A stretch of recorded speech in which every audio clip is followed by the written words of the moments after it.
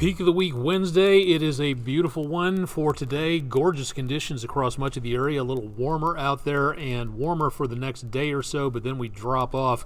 And as we go into the final weekend of winter, we should be seeing again the possibility of some fairly chilly numbers, but at least it will be on the dry side with sunshine for both Saturday and Sunday. But it's going to feel a lot more like the season should, not the milder conditions we've had over the last couple of days.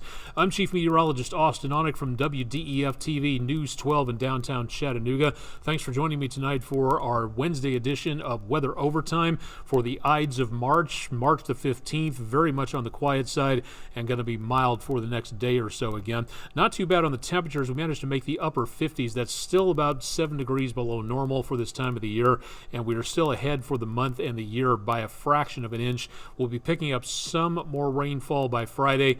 Doesn't look like a lot of activity out there, but we will continue to see the potential for more of those rain showers coming our way. Not too long, less than a month until the home Chattanooga Lookouts take on the visiting Mississippi Braves downtown at AT&T Field, 7:15 p.m.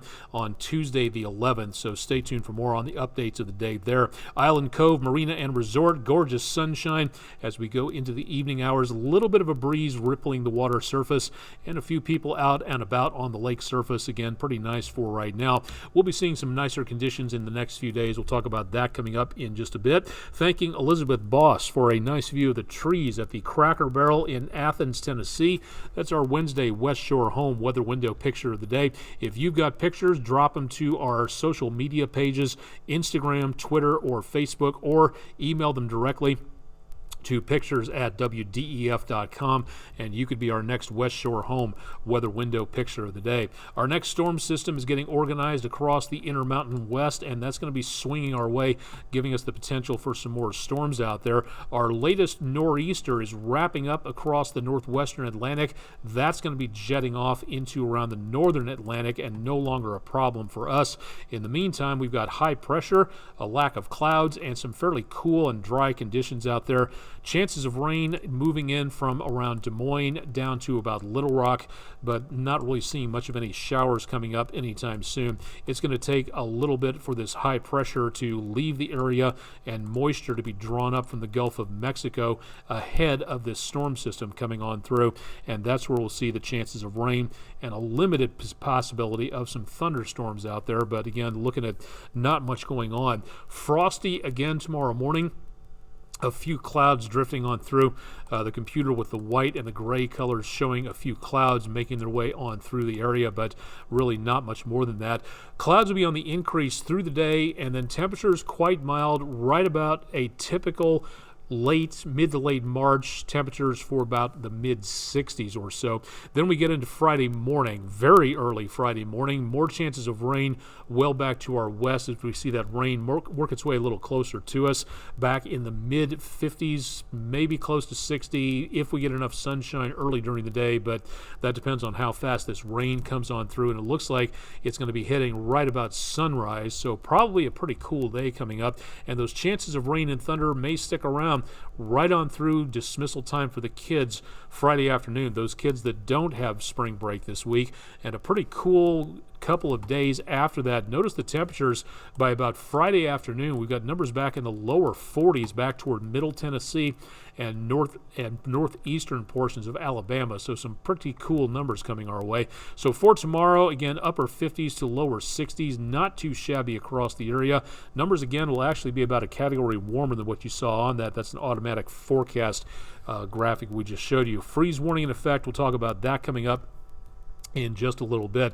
We will see the potential again of rain, possibly some thunderstorms for the wearing of the green on St. Patrick's Day. Doesn't look like too bad for right now, and again, no severe weather taking place. For the weekend, a bit on the cooler side, way below normal on Saturday, back in the 40s for highs on Sunday, and it looks to be a fairly dry end to winter. The last full day of winter on Sunday. Back to sunshine, and again temperatures back in the upper 40s. Then we see spring finally make its way on through. Spring will have sprung at 5:24 p.m. Eastern Daylight Time on Monday, and then our next chances of rainfall coming in both Tuesday and Wednesday, as we see temperatures well above where they have been, back in the upper 50s to the lower 60s. So yes, there will be chances of rain. No, at this point in time, all the way through the course of the next several days, we're not seeing anything way of severe weather, so very good news there. We do have again the potential of some freezing conditions. Another killing frost possible tonight. Could be dangerous again for anybody in agriculture, horticulture out there, but we're not seeing anything issued for the Tennessee River Valley westward into the Cumberland Plateau. Also the Appalachians, not seeing a lot of problem there. So for the Tennessee River Valley, that's where we're seeing the best possibility of frost in the freeze warning. That's in the purple shaded counties. In the blue counties, a freeze, that's supposed to be a frost advisory taking place into around southern Tennessee and northern and western parts of Alabama. More sporadic areas of frost here. And in the morning, please remember, if you're getting up, to make certain that you are getting out to the school bus for the kids, getting the car ready to go, scrape the entire windshield clean. That whole periscope driving thing where you clean off just enough to see out the window in front of you, that ain't safe. Scrape the side windows. Get the back window cleared off or defrosted. Scrape your rear view mirrors. Get your defrost working. Make certain you can see properly. Let's be careful out there as we go throughout the next couple of days with that frost, and more coming up again through the weekend. So don't forget to make certain your windshields are clear on Sunday. Don't forget you can find out more visiting with our weather personnel, including yourself, yours truly. You can find out more at WDEF.com/weather through our Weather in the Classroom segment. This is from Rock Spring Elementary in Rock Spring, Georgia, about a week or so ago, talking to the pre-K and kindergarten classes. Again, for the younger kids, we usually have a shorter presentation because of attention spans, and again, making kids sit still for an entire hour, not exactly what works too well.